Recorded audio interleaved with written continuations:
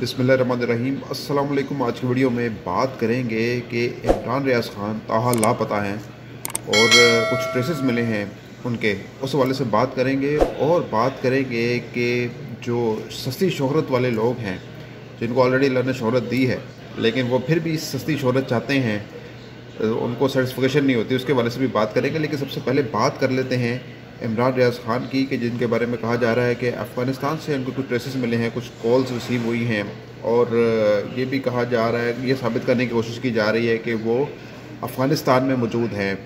तो ये कहना कि अफ़गानिस्तान में कैसे गए, किस तरह से गए, ये अरशद शरीफ वाला मामला हो रहा है, जिस तरह वो एकदम से किनिया चले गए और फिर बाद में वो वापस नहीं आए, सही सालम वापस नहीं आ सके और वो शहीद हो गए। तो अगर कुछ इस तरह का मामला किया जा रहा है तो इस पर जो सिक्योरिटी एजेंसीज़ हैं वो एक्शन लें और एक्शन लेकर उनको ढूंढें, क्योंकि उनके अहल खाना फ़िक्रमंद है, परेशान हैं। और हैरानी वाली बात है कि कोई मीडिया पर इस बात का तस्करा ही नहीं हो रहा।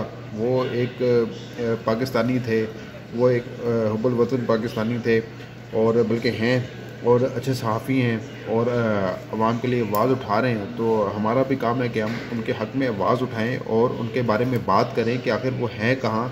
मैं अशफाक अली कह रहे हैं कि जी यानी मतलब अदालत को कहा कि जज साहब ने कहा कि वो अफ़गान कोई इस तरह की उन्होंने बात की कि वो अगर अफ़गानिस्तान चले गए हैं तो उनको ढूंढने। तो वकील साहब ने कहा कि इसका मतलब है कि आपको आईजी पंजाब ने मुतमिन कर दिया है कि वो अफ़गानिस्तान में ही हैं। तो अभी पता लगना बाकी है। मेरा ख्याल से ये तीसरा हफ़्ता हो चला है और उनका अब तक कुछ पता नहीं चल रहा कि वो कहाँ चले गए हैं।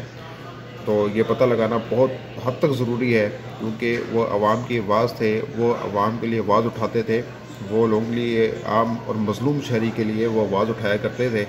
तो बहरहाल वो अब लापता हैं, उनका मिलना बहुत ज़रूरी है और सिक्योरिटी एजेंसीज मुतहरिक हैं। हम ये उम्मीद ज़ाहिर कर सकते हैं कि वो मिल जाएंगे, लेकिन वो यहीं से उठाए गए हैं, यहीं से गायब हुए हैं।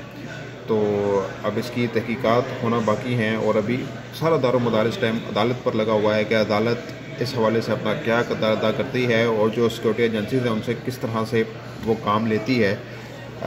लेकिन बहरहाल जो शाहिद अफरीदी साहब हैं वो अकल से काम लेने के लिए बिल्कुल भी तैयार नहीं है। वो पहले भी इस तरह के बयानात, भोंडे बयानात दे चुके हैं।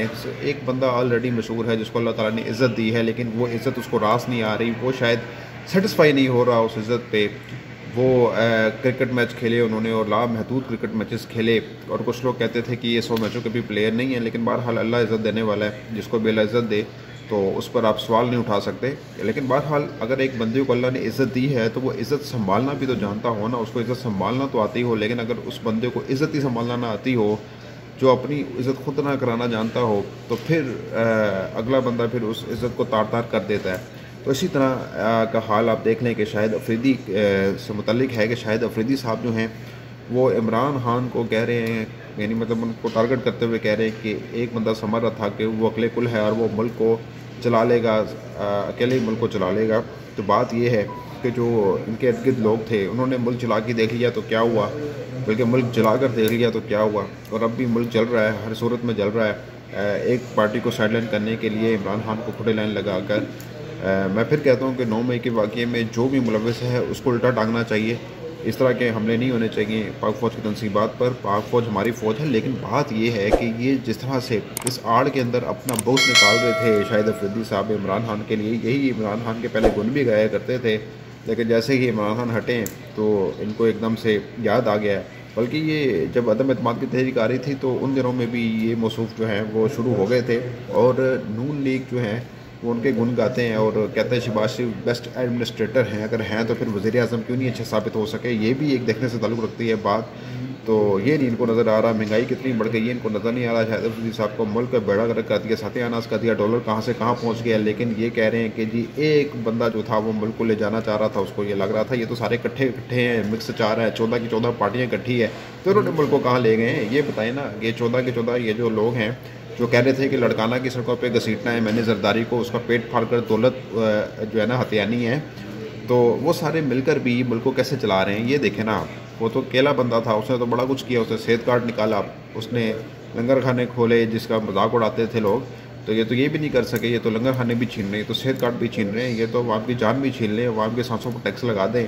लेकिन चूँकि अब ये इकट्ठे हैं तो इनको लग रहा है कि ये मुल्क चला लेंगे, तो ये मुल्क ऐसे तो नहीं चल रहा। आपको नज़र नहीं आ रहा शाहिद अफरीदी साहब आप किस तरह बातें कर रहे हैं। आपने सियासत में आना है तो खुलेआम आगे ऐलान करेंगे मैं सियासत में आना है, मैंने नून लीग को ज्वाइन करना है, मैंने पीपल्स पार्टी को ज्वाइन करना है, या मैंने मौलाना फजल रहमान को ज्वाइन करना है, जिसको भी आपने ज्वाइन करना आप करें।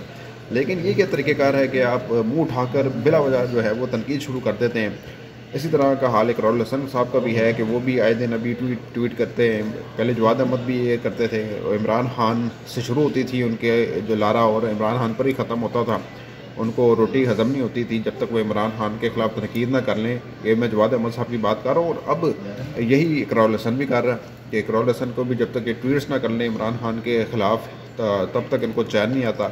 तो ऐसा तासुर चाहता है जैसे ये PTI के सपोर्टर्स से शदीद किस्म की नफरत करते हैं। लेकिन बहरहाल ये इनका अपना ओपिनियन है, अपना पॉइंट ऑफ व्यू है। लेकिन मैं इनको एक ट्वीट भी किया था, मैंने इनको कहा था कि भाई आप यकीन माने आपको अल्लाह ताला ने शोहरत दी है, आप मशहूर आदमी हैं, आप इस पर तकिया कर लें, आप एहसास कमतरी का शिकार ना हो। तो लेकिन एहसास कमतरी का अगर बंदा शिकार हो जाए तो फिर क्या कर सकते हैं। और यही हाल शाहिद अफरीदी का भी है कि जो एहसास कमतरी में मुब्तला हैं और शायद समझ रहे हैं कि मैं इमरान खान से कम मकबूल हूँ, तो इमरान खान के लेवल पे आने के लिए बड़ा कुछ करना पड़ता है। यही तो वजह है कि उनकी पार्टी के टूट-फूट का शिकार है। उनको दर्जनों किस्म के केसेस का सामना है और वो नाअहल भी हो सकते हैं, इनको जेल में भी ले जाया जा सकता है। लेकिन इन तमाम बातों के बावजूद वो बंदा ना डील कर रहा है, ना मुल्क छोड़कर भागने के लिए तैयार है। ये काबिल तहसीन अमल है। इससे पहले जो आपके जो भगोड़े नवाज शरीफ साहब हैं वो भाग गए, कितनी दफ़ा भागे, और इसी तरह शहबाज शरीफ भी भागे, जिनको ये बहुत अच्छा एडमिनिस्ट्रेटर कहते हैं। इनके खिलाफ 16 अरब रुपए की करप्शन थी, इनका वो हिसाब लेने का कभी नहीं पूछा शाहिद अफरीदी साहब ने कि ये उनके इन्वेस्टिगेटर कैसे मरते चले गए, ये नहीं पूछा गया। ये भी पूछते हैं ना शाहिद अफरीदी, तो फिर चलो बात समझ में आती, बैलेंस करके चलते तो पता लगता है यार हाँ ठीक है यार ये इनको भी रगेद रहे हैं। लेकिन इनका सारा फोकस इस टाइम इमरान खान के गिर्द घूम रहा है, क्योंकि एक इनको लग रहा है कि गर्म लोहा है, मार दो हथौड़ा, हर बंदा आके बजा रहा है तो बैंड बजाते जाते जाओ। लेकिन उनको ये नहीं पता कि ऐसा करने से कुछ होने वाला नहीं है, कुछ फाका नहीं होने वाला, पार्टियाँ इस तरह से ख़त्म नहीं होती। अगर इनको ये लग रहा है कि इमरान खान का ये अंजाम है, अंजाम हो गया है, अकेला बंदा पार्टी चलाना चाह रहा था तो अब इसने अपना हाल देख लिया, तो इस तरह से ये इनकी एक सोच है, एक खुशफहमी है, और इस खुशफहमी पर ये जितना मर्ज़ी खुश हो लें तो ये इनकी अपनी सोच है, अपनी स्वाबीद है। लेकिन बहरहाल ये बताना ज़रूरी है कि जो शायद अफरीदी बातें करके अगर ऐसे निकल जाएँ तो ये भी सही बात नहीं है। अब जो PTI के फॉलोअर हैं इनमें गमो गुस्सा पाया जा रहा है शायद अफरीदी से मुतालिक। वो एक अच्छे खिलाड़ी थे, ठीक है, जिस तरह से भी खेलते थे कौम उनको प्यार करती थी। तो लेकिन अब वो प्यार जो है उसका नाजायज़ फ़ायदा मत उठाएं। या उनको ये लगता है कि वो हर चीज़ में इनको प्यार मिल जाएगा, चाहे वो कुछ अव्वल भी मार दें, तो इस तरह से तो काम नहीं बनता ना।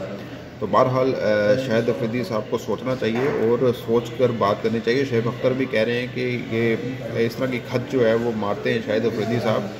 तो मिसबाहुल हक को भी उन्होंने कोट किया था कि मिसबाहुल हक को किसी ने सवाल पूछा कि भाई आपको शुएब अख्तर जो है और कुछ दीगर लोग तनकीद का निशाना बनाते हैं, तो हो सकता है वो ठीक हों और बहुत सी बातें वो ठीक करते हैं, अगर वो तनकीद का निशाना बनाते हैं तो कोई बड़ी बात नहीं, मेरे छोटे भाई हैं। तो ये एक जवाब होता है। और अगर ये शाहिद अफरीदी से होता तो शाहिद अफरीदी ने आगे से वो हैकल जैकल पता नहीं क्या क्या बातें करनी थी, जो उन्होंने पहले भी स्टेटमेंट्स दिए हैं इस तरह की कि मेरे पर तनकीद करने वाले हैकल जैकल हैं।